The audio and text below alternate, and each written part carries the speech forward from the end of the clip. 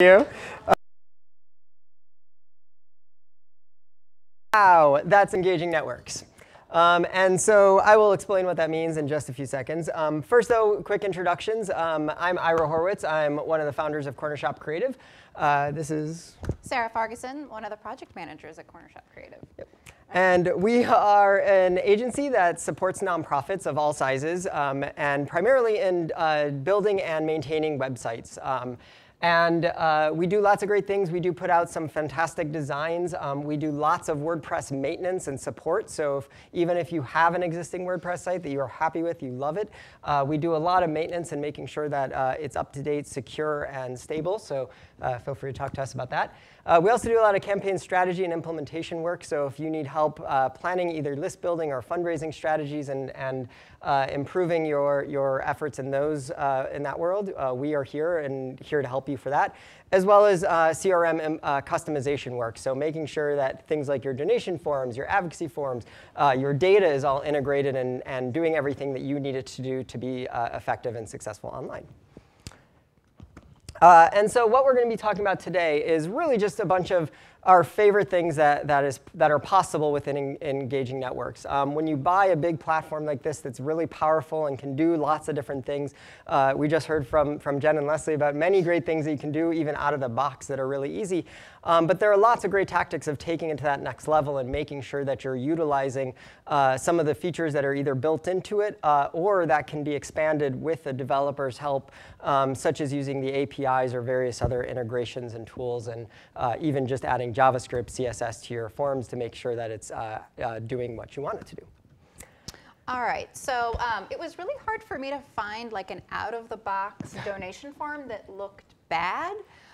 So this is about like as bad as I could get it. And I think we can all agree that this is not super engaging, but it probably looks like a lot of nonprofit donation forms that you see out there, which it works fine and dandy, but it's not really going to engage any supporters in trying to make a donation. So just with a little bit of help, even just customizing the defaults in engaging networks, you can make this look a ton better. I think it like forced me to put in a logo and add colors and maybe select a font. So it's really great that that's all built in, but we wanted to take it a step further because focusing on design and functionality kind of hand in hand is super important to the donor experience. As you all know, some people are hesitant to give online. By having an engaging, secure-looking form that can really help to provide some security to the donor that they're donating on a donation form, that you know where it's going to. They feel like, OK, my information isn't going to get stolen. And Ira added this from Optimizely, that changing your design and placement of images, text, can increase your conversion rates by up to 20%. So we do some A/B testing with clients around trying new things out on their donation form. We'll go into a little bit further with what some other things you can do with your donation form are to help increase conversion rates and move donors through the donor pipeline. Yeah. And quickly, just to chime on that one slide there, is obviously this is just a lot of text and very boring and is much harder to read. If we made this an infographic and something designed and pretty, it'd be a lot easier to process. And so thinking of it from that perspective of like you as an audience don't want to necessarily see a slide that just has a bunch of text, and your supporters don't also want to see just a basic, boring default donation form. So here's an example of something that's super basic and minimalist, but really makes an impact. It's very clear to see what your donation options are. The buttons are very big. It's easy to click through. It's very fast to donate. Limiting the number of barriers to donation, I think, is one of the biggest things to keep in mind. So this is automatically going to be very super fast and easy, as well as mobile friendly to do with a multi-step donation form like this. There's not a lot of scrolling involved. So if you're using, any sort of email marketing, I think having a mobile-first donation form is really going to help with your conversions there. And then, of course, this is all like clearly branded with the Human Rights Campaign. They're focusing on, moving you towards donation and making it as simple as possible. On the flip side of that, this one is a little bit more exciting. I always think images are a great way to tie back into your mission. We work with a lot of animal and children's charities, and we love to put a dog or a child on a donation form to tie it back to your mission and pull on your heartstrings of your donors. I don't think that that is taking advantage of anything. I think we all know that dogs and children are are what the internet was made for. A dog with its children is golden. Yeah. It's amazing. So you have this big, beautiful image, and then again, putting in a donation form that's super easy to click through, utilizing the multi-step here again, which studies have shown that that is the direction that donors are wanting to move in. They don't want to scroll. This really walks them through the process and makes a donation really fast and easy to make. Speaking of. Yeah, and so that is the biggest thing that we've been learning and seeing in a lot of our own testing. We've been finding that constituents are responding very effectively to multi-step forms. They tend to convert and complete that form at higher rates. There was a great study done through the Obama campaign for around 2012, so a while ago already, but it's been, we've been testing and fine-tuning as well different ways, and we've been finding that if you just break it up into stages, people are going to be more likely to finish that. And my feeling and my assumptions and everything I've been reading is people get distracted very easily. We have very limited attention spans, and if somebody has to complete a long form, or even if they get there and see a really lengthy form, it might scare them away and frighten them. But if you break it down into specific chunks, it's just a lot more digestible, and it's easier for people to kind of take that and complete that as you go, and especially on mobile, because you don't want to be presented with this huge long thing that you just have to scroll or keep hitting tab for forever. That breaking it again into the very simple, clean steps just increases that the ability that people are going to complete it. And so here's a great example, one of my favorite that we did for Friends of the Earth. It's just very clean and simple. What I like about this background image is it still says a lot. It still very speaks to their work, about the environment, about the work. But it's just very simple. It's like a man contemplating up on top of, I assume, a mountain. And yeah, he could be flying, I don't know. But he's, but it's very simple, it's straightforward, and it conveys and creates that connection with the work, which is what you're trying to do. You want to create that emotional connection, especially, and most importantly, while they're actually donating here, when they're completing the process. And we only included the first step here where they can choose their gift amount, but we kept it very simple and straightforward. Same thing with name and is just their contact information, kept it at the basic. And the last step is the billing of just, again, their basic billing information for credit cards and such. This one, similarly, is also broken into multiple steps, but they took a little different approach. First of all, they have it embedded on their main site, so they do have their full navigation. They have the images. They have the 2 columns set up, which is a little different, but still very engaging to their supporters and very clean and simple. You know what you're supposed to do when you get to this page, and it's very straightforward. And what's really nice is they broke this as the first step, but then once you select your amount and hit the continue, you're presented with the rest of the form. It just kind of loads right there on screen. So just, again, a seamless way of providing it and breaking it up so that it's not too overwhelming for your supporters, but still, again, giving them all the information that you need to collect and they need to provide. So who here asks for recurring donations on your form? Who here asks more than once? All right, we got a couple there, which is good. So that's always my recommendation is when you're asking for recurring donations, you should be asking multiple times. And you can go to the next one. And so my favorite tactic for doing this is using some sort of upsell lightbox. So after before people actually submit their donation, we usually put in some lightbox that will say, your gift could go farther if you make it a monthly donation instead. And it kind of reinforces that ask. So instead of just being a checkbox that everybody ignores, it becomes something they actively have to choose either one time or monthly. And monthly gifts tend to go much further. You tend to get a lot more out of that donor. You have that continual engagement throughout the life of their gift, so that's always a great thing. And so we've seen huge success with this. Different clients have seen different rates, but anywhere between 4 and 12% conversion rates, which is really fantastic. And it typically results in about 140% increase in revenue, which is amazing. And here's a great example of one. So it's not a dog, but it is an adorable cow. This is just an excellent example of how you can do it. And it's not very intrusive. This is a very clear thing of like the yes and no makes it so that you're not really bothering your supporters. You're really just kind of giving them with that extra option and presenting it in a way that's effective. This one we actually even customized so they can even change that amount. We did some formula originally to kind of calculate what that's going to be. So if on this one, if they entered the one-time gift of 50, it calculated it a $10 monthly gift. And obviously that revenue is substantially higher. And if you're getting even that 4 to 6% conversion rate, you're increasing your revenue substantially around that. And here's the math for it. So if you do hypothetically have 1,000 donors, and your average gift is about 104, which is the average for a lot of these studies, and let's say you go for about 60 conversions, which you get about 60 conversions at 6%, your new average recurring gift ends up being about 240 per year, which is an annual increase of over $8,000. So it essentially pays for itself and is a very effective tactic to making sure that you're increasing your donations. So interactive emails, what? I think trying to think about cheap, easy ways to make your emails even better is sometimes hard. We'll play around with the layout. We might try different text, try styling a little bit different. But just in the last couple of years, interactive emails have become more accessible. So we wanted to share a couple of our favorites with you and show you some examples as well. So our favorite site to go to for ideas is Email Monks, but there's lots of websites out there. If you just type in like interactive emails in Google, you can find free or inexpensive code snippets that you can steal, or you can come to an agency like us and we can help you design something.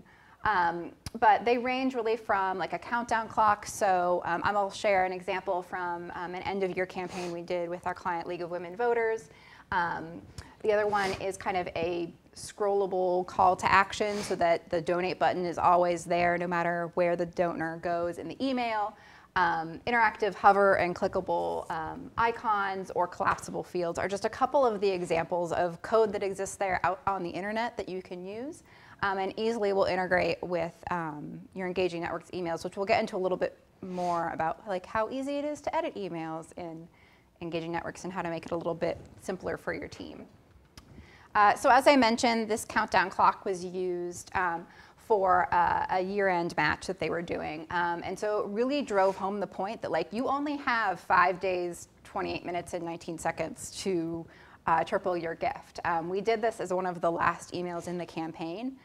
So it really did kind of, it's right there at the top that you have a limited time to make your gift go a little bit further.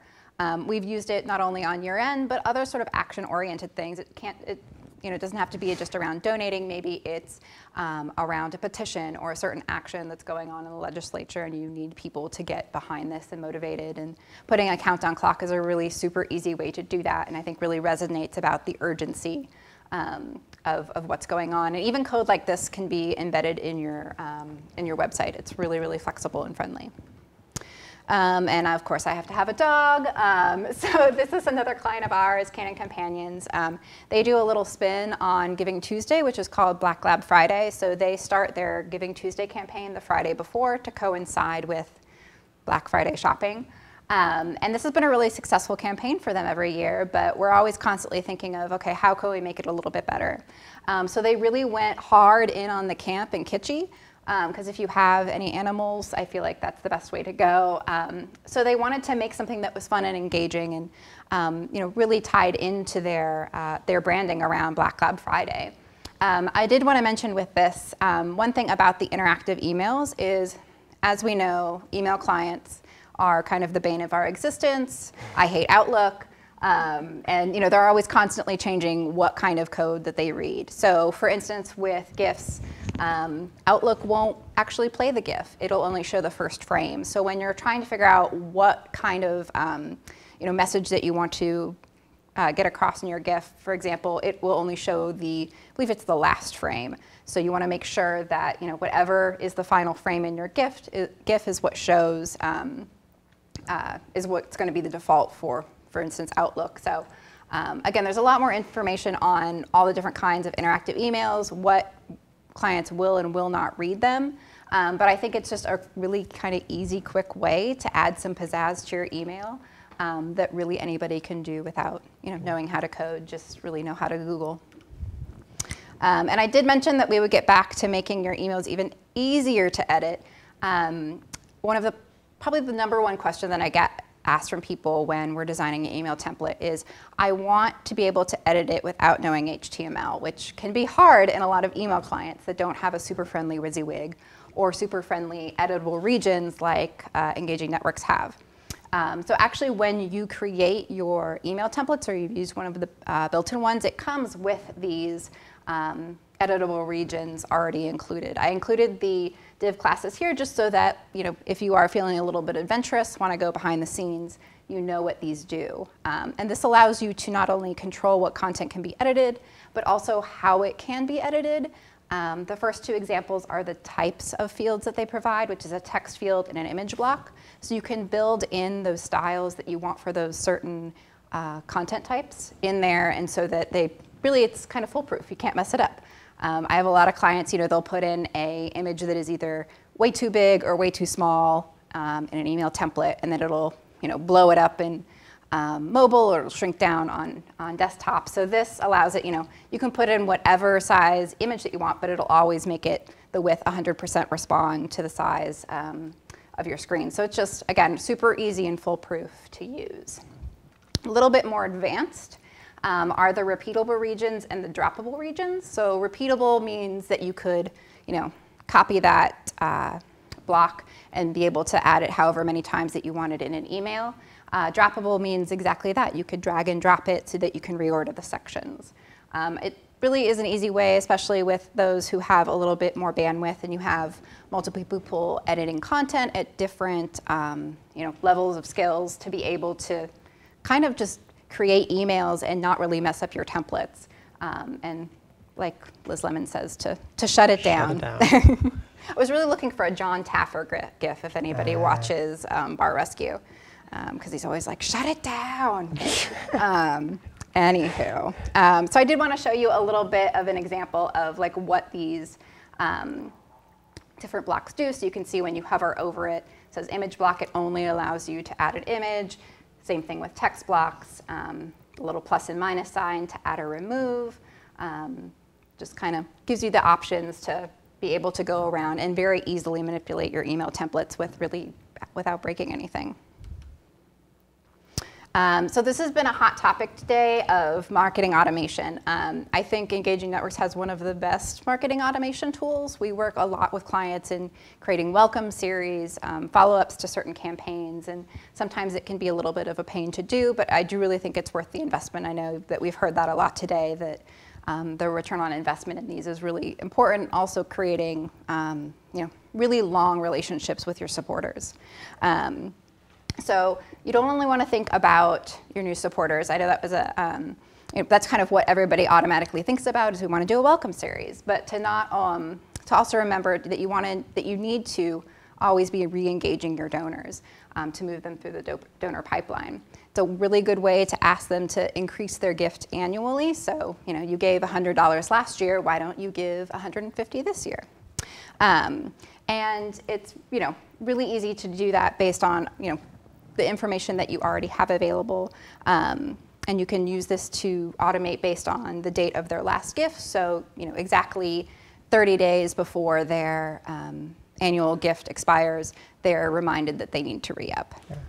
Another great tactic that I always like and people forget is essentially re-engagement tactics. Is you don't want a whole bunch of people on your email list that you continually email and they don't open, they don't click or anything. That's bad for your overall deliverability and open rates in general. And so purging out your list occasionally is a good tactic. And we'll often use some marketing automation to make sure that you set up a series of like, okay, these people haven't opened in 6 months, so we're going to send them a special series that targets specific things that may be more interesting to them, or some easy ask that gets them to open it, kind of thing. So if you do use marketing automation, this will look very familiar. You can create a very elaborate journey that a supporter will take based on their interaction. So there's always usually some sort of start, which this is if a donor or a supporter was created in the last 24 hours. It puts them through a series, and then it waits a day. If they open it, sends them another one, so on and so forth. And with the new features that Engaging Networks is rolling out, it sounds like this will just become a more robust tool and super easy to use. Like, I love this UI. I think it's super friendly. It's really makes it easy for anybody to kind of understand what a welcome series or a marketing series is. And then, again, super easy to set up. Cool. So moving away from email, one of my favorite tactics that Engaging and products that Engaging Networks has is the tweet to target tool. And that gives you the ability to kind of set up forms and set up the default language that your supporters can then tweet at legislators or specific targets.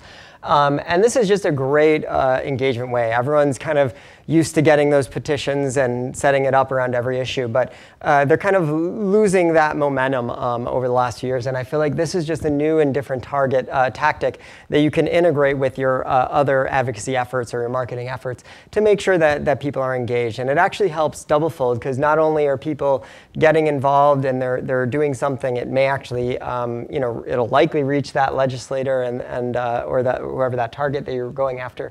But it'll also broaden your support to their social networks. So they're doing it publicly. They're going to be doing it, and their followers will be seeing what they're doing. And so that's just a really effective tactic and makes things have a greater potential to go viral. Here's an example of it. Our friends at Access Now kind of put this together, and you can see they gave a lot of information over here in this column, but then they provide the form and the tweets, and so they have the suggested tweets that you can just, somebody could just go in there and hit tweet. They could customize them as necessary, or they can provide, provide the feedback, their own information to let you know that they've participated in this campaign. So very effective tactic there.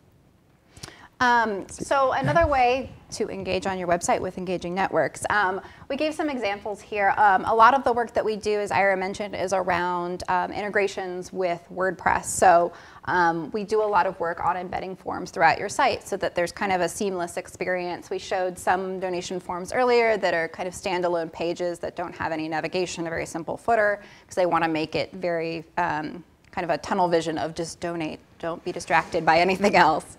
But other sites want to make it, again, to that seamless approach so that you can get to other places on their website and then get back to the donation form. We use a plugin with Gravity Forms to do a lot of this. Really easy to be able to embed the form on your site, especially if you're using WordPress, since it's made for that. And then it sends the data right into Engaging Networks. There's no manual work to import or export supporters. And it makes it super, super easy so that you can just sort of set it and it'll run. And then you can make the edits right there in Gravity Forms. Yeah. And I realized we didn't include the URL for our plugin, so I apologize. But it is in the WordPress repository, so feel free to just Google for Gravity Forms Engaging Networks or WordPress Engaging Networks. It will show up. It is a very easy-to-use plugin that will just let you map your data from the form building tool into WordPress, and it's free to anybody. So. And we've had people use it not just for donation forms, anything from a sign-up form, volunteer registration, engagement, quizzes, polls. I know there were people asking about that earlier. Anything where you're just going to be collecting people's information, as long as you've really got their email address and their name in it, we can send it into Engaging Networks and collect their responses to your forms. So here's a great example. This is another lightbox like the upsell lightbox we showed you earlier. So this is something that Access Now put on their website, which I'm sure you've all seen before if you've gone to any website anywhere, is to join their mailing list. So we were able to make this really beautiful lightbox, but all of these fields are going to go directly into Engaging Networks and into your constituent records, and you could create a marketing automation series based on this form. So they get right into a welcome series, or they're interjected into your weekly newsletters that go out. Similar to this is from Our Bodies Ourselves, and they embedded these sections on their blog posts so that as somebody's reading some content, I love this question right here, like what you're reading, sign up for more. So they're able to just add their email and zip code, goes right into Engaging Networks, and they're already automatically going to be on your list. And you know that they're engaged. They signed up on this forum while reading a blog post, and now you've got them in your supporter records and are able to market to them even more. And with this one, what I love about this tactic is it's something a lot of organizations will fail to do, is that you essentially just have your sign-up form in the header or the footer or wherever, and you just kind of leave it there and you never ask people. And so this approach actually engages it within the content when they are most engaged with you. They're reading an article. Chances are, if they've made it to the third paragraph like this one, they're probably engaged. And certainly they could keep reading, keep going on, but they are at their most engaged when they're in the middle of their content. And so this is just a very, again, I know it takes up a lot of room here, but in the actual content, it's a fairly non-intrusive way of trying to go out where your supporters are and making sure that you're collecting their information, you can keep them updated, so forth. You also get information. What we did here is there's a hidden field that would track the issue that they were on. So if this was an article about abortion, then we would add them to a group about abortion. And so it just kind of, there's a lot more you can do with it when you're collecting it on a page-by-page basis, as opposed to just that generic header that most people have grown to ignore. And that's me too. And then the last thing is I love developing with the APIs. There is so much data that you can get out of the APIs or even push into it that really can take your efforts to that next level, especially around advocacy and just community engagement. And so there are some great, very low-hanging fruit tactics of, first of all, just displaying the number of petition signers or even your signers' names to just show how people are signing, who's actually signing, that it's actual people instead of just a number. Same thing with locations is a big factor here, is people like seeing like how many people in my community actually took action. And so there's lots of great ways, and we'll see some examples here in a second that you can do it. We've done a lot of donor walls and ways that people can even like get certificates of like, I donated, so I have a certificate or a badge that I can post on social media and such, and you can personalize those very quickly and effectively with the APIs. It does, doing any of these tactics can really just create that strong sense of community and belonging, and just getting your supporters more invested in your campaigns, because that's the ultimate goal with most of this stuff. And just by being able to kind of show and demonstrate what you're doing overall and showing that breadth of your support can go a long way in showing that. So here's just a very basic one. This is the default functionality in engaging networks of showing a thermometer. I think we changed the color to orange, but essentially it's the default functionality, shows how many people have gotten it. They're almost, no, I don't know if they're not, but they're almost halfway to their goal there of 10,000. I think we manipulated that image, but it just really just a very simple way. It adds some extra kind of flavor to this site instead of just being blocky and text-based in a form. It just shows something that's a little more interactive and exciting. Also with the thermometer, the Engaging Networks does have the ability that you can use image thermometers, which is pretty cool. So you can always upload a custom image that you can do that then will get covered up as you go up, which is always a cool tactic and an easy way to just show things. So a little more visually and graphic. But this is actually similar. We had this organization, Global Zero, a few years ago, wanted to a way to show essentially the breadth of their supporters, because they knew they were going to have a big campaign, but they didn't.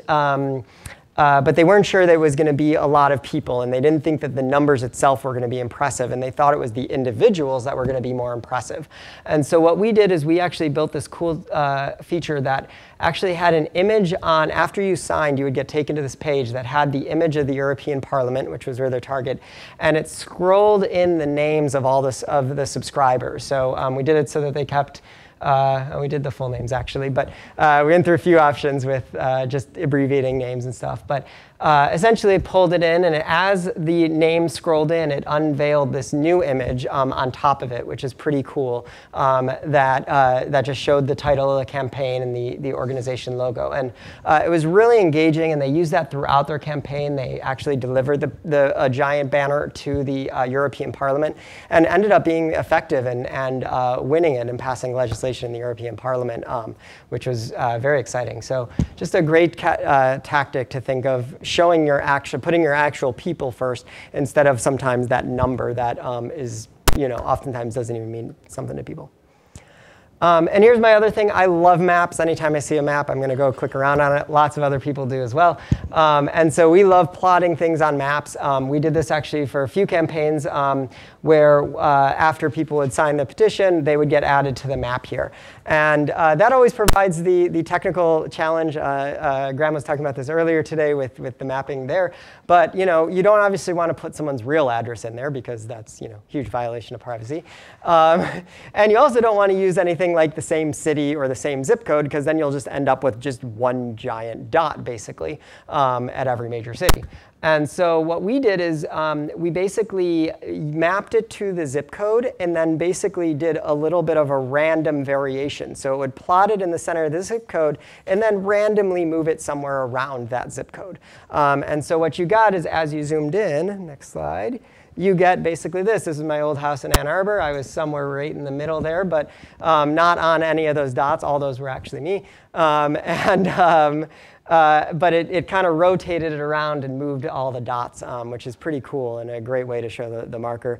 And then if you were to zoom out, you do get a great map that shows the breadth that when you start getting into the tens of thousands or hundreds of thousands, that looks pretty cool and is a great way to show off how many people are engaged and active in this campaign. So just quickly to conclude here, definitely take advantage of a lot of those customizations that Engaging Networks allows, especially around emails, around thermometers.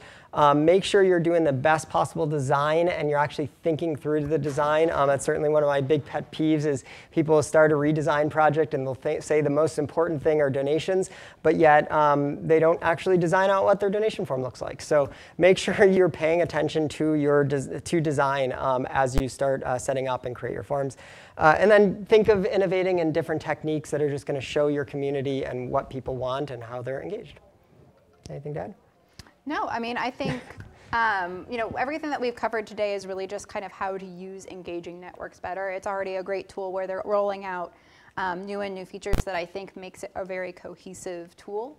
And these are just some examples of how we innovated the product to either reach our supporters more, drive them to action, or create, make them feel a part of a group or a community. So.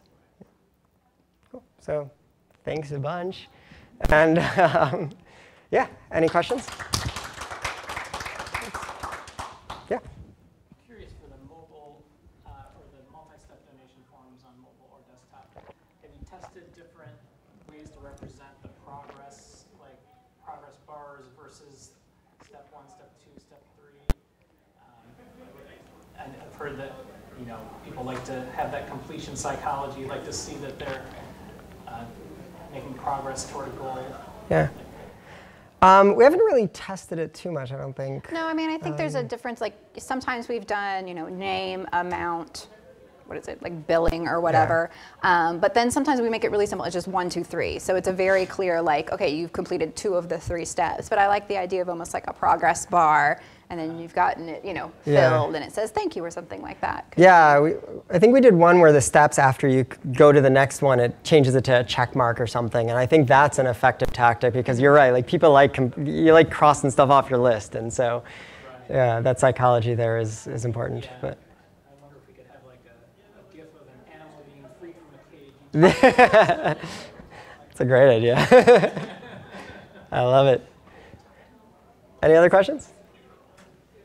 One other question. Yeah, sure. Thermometers. I don't know, maybe Clint would know. Yeah. Is there any way to make the goal dynamic so that it can change so people don't risk exceeding the goal, overnight? That's a good question. I don't think it's built in. Yeah. That sounds like a good suggestion for improvement. Yeah. I'll find out if there was any reason why that wasn't part of the 1.0 iteration. Okay. Makes sense. Yeah. I could say that one, it's certainly possible with JavaScript, so it would take a few hours of custom coding, but I think something like that actually could be possible of setting that up, that it would auto increment up that if you do hit the goal. Also, though, I think that there's something good about achieving the goal, that it's always good to say like we achieved it. I mean, you do have to watch it and monitor and be keeping an eye on it, but to say that you achieved your goal and then set a new goal is pretty exciting. So. It's a good campaign tactic and good messaging. So seeing that kind of go over the goal is not necessarily even a bad thing. So. Yeah. marketing automation workflows and journeys. And you heard Graham earlier saying that this is the year where we want to come out with a few more template journeys. So the one that everybody defaults to is the welcome series. Some people have tried the birthday welcomes, the birthday. That's a great one. What else do you think are some good potential template workflows that would be worth building into the platform? I think the annual monthly gift renewal, or just a gift renewal in general, where it automatically uses your last gift date, and then whatever 30 days before then, or 60, 90, whatever you want to set it, it starts you through a series to get you to re-up your gift. I think something similar to that could be like a sustainer campaign where people have been giving a monthly gift, but you want to up them. I think just anything to do with moving people through a donor pipeline. Donor upgrade. Where you get to set the interval. Right, because I think sometimes people want to do that, but they're not exactly sure what's the best way or how to go about doing it, since there's lots of different ways. But I think, again, sort of renewals and then increases of monthly gifts make kind of the most sense. I also think, and I think you guys are doing this, but I think integrating the peer-to-peer tool and the things that are happening in peer-to-peer, because those kind of happen siloed, and so being able to say, talking about how much somebody's raised, if they've updated their personal page, Or even just coaching in general of here are some tips and tricks to you set up your account. Here are tips and tricks. The next one, goes in there. Trying to engage people with, here's some running a half marathon, here's the things you should be shooting for, all these ways to engage that are beyond just sort of the base of the. Well, I just want to encourage everybody who's in this room, if you have suggestions for specific new workflow templates, to send those in, and maybe we'll become Jira tickets and make it acted on. So great. I just want to strongly also, and actually, by the same token, you saw what Graham said about reporting and how we really want to get serious about reporting. And I'm aware that some of the great value that agencies add for our clients means precisely putting together reports for them. So I don't know how you feel about this idea, but we do want to create more reports that are out of the box. And so to the extent that there are any of those reports that you wouldn't feel threatened if we just built them, I encourage you to tell us what those are too. Send in examples. The report you hate putting together. That's the one you wish we would just make. The more in the product, the better. So we'll never be upset about that. But we will not get upset of having to create custom reports ever again. But I mean, the other one, especially with the marketing automation, is kind of what I was talking about, of that re-engagement series of people who've been inactive for a while. I feel like, so that's a huge one that I feel like is first of all, a lot of people forget, and then second of all, it's kind of harder to set up and know what the best practices are. So if they're baked into the tool, that'd be fantastic. And some of that self-serve stuff, I've been working in the hub, and some of the stuff being able to take some of that marketing automation, bring it into the hub. So like right now, if somebody's a one-time donor, you can attach a form and give them the option to do one-time gift or a monthly gift. You're giving that option in the pop-up, but you can actually do two different forms there. So you can't actually control, you could, whatever, but you can't control those dollar amounts the same way you can in forms. And so some of those things, kind of refining some of that stuff that you can do within the hub, and then letting, because that gives that self-serve for folks. So if they get that message, they can go in and they can, all their stuff's all there already. They don't have to put any billing information. They don't have to, have to log in. It's all ready to go. Stop the email. Cool. Because the hub is really Is the key. There's really no, we don't. Is there home address in the hub? We haven't worked with the hub at all. It's one of the widgets that you can put into the hub. Is there like a whole profile page? You can choose what you pull in, what they can access, and there's widgets for donation. There's address, and then there's those announcement widgets that we were talking about. So if somebody's taken an action and it's over maybe a bill or something like that, and there's a result, you can actually post a result that would go on the hub of everyone that took action. So if they go to their hub, they would see that result automatically. Doesn't go out in an email. You can well, that's the marketing automation here, going full circle here. Yeah, so there's a lot. It's a pretty robust tool. Any other questions? Sounds like the other group's already done, but. They're ready to go drink. I know, man. They're. Yeah, there's good food out there. There isn't Oh, nice. drink there, but we're going to go to Bar Miranda. Miranda. Great. Excellent. Sounds good. Yeah, thank you, everyone. Let us know. We'll be around all week.